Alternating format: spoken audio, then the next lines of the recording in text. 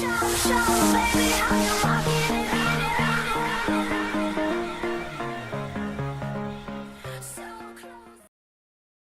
and welcome back. Now we're making the mermaid top. I'm really excited to show you some really cute ways to make a mermaid top. So here's one example. Yeah, I give my dolls boobs. That's what I do. So what you're going to do is you're going to take your fabric and you're going to fold it in the center. You're going to cut it out, fold it in the center, and stitch along the bottom line. And you should have something like this. Notice I always piece together my little scraps to stop them going in the landfill. So you're going to top stitch a straight line down the center of your fabric so that you can pop in your polyfill each side to create your boobs. And then you're going to top stitch a straight line either side of the polyfiber boobs because they do try to escape, I promise you. So now you're going to grab the middle and you're going to tie it with a ribbon.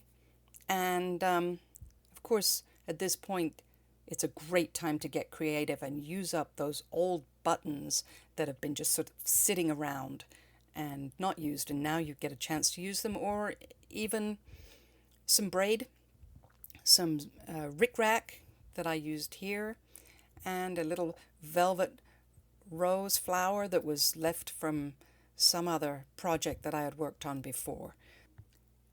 Next, we're going to want to work on the back closure, and again there's a couple of ways that you can do this. The first way is just to stitch on some little poppers or press studs, snaps, and if you like hand sewing, then that's one way to go. The next thing you can do is actually add some ribbon.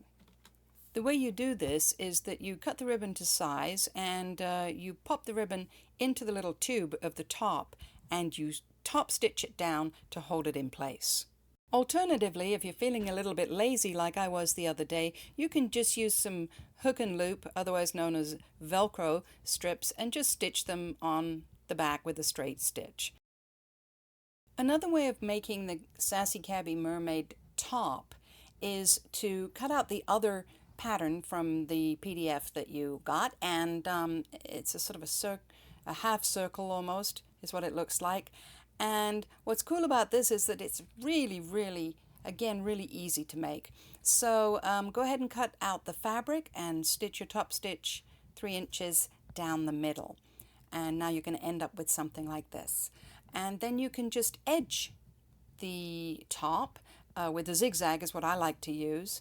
And then you have the option of whether to put your boobs, your polyfill boobs, just underneath the top and just place them there, or whether you actually want to do the same as we did with the first top and leave a gap in the stitching at the edge and just pop them in each side and then stitch over, if that makes any sense, stitch over the bottom curved area again. But what's cool about this particular method is that you can tie a knot in the back of the top. So if you don't like stitching on poppers and buttons and ribbons and what have you, and that seems a little bit complicated, what's good about this way of doing it is that you can tie a little knot in the back and then you're all done.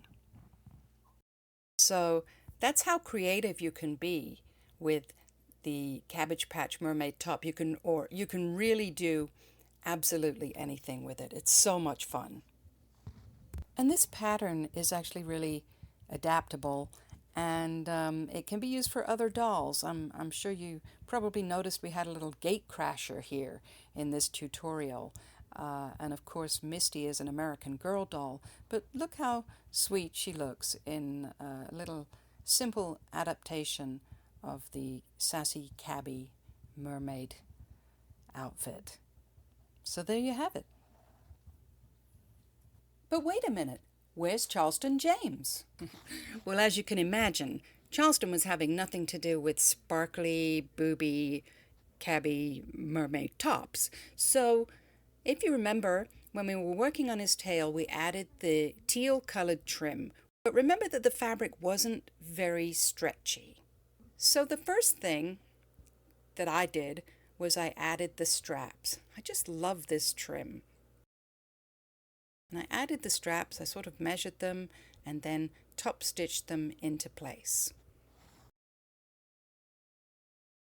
The next thing I wanted to do was to make a little bib to go in between the straps at the front. And I searched through the fabric that I had used from an old dress for the tail, and lo and behold, I got really lucky and I found an incredibly neat embroidered butterfly that I could cut out that would just fit perfectly in between Charleston James's front straps.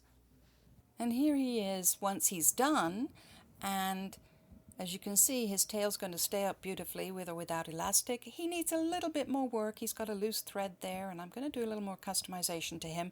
But there he is from the back, and again, I really think this trim worked beautifully for him. And here he is. Once he's been customized, he's had his hair dyed, his skin has been dyed a sort of an ocean color, and he's got a little upcycled piece of jewelry that works as a medallion for him on his bib. And I think he turned out really beautifully, don't you?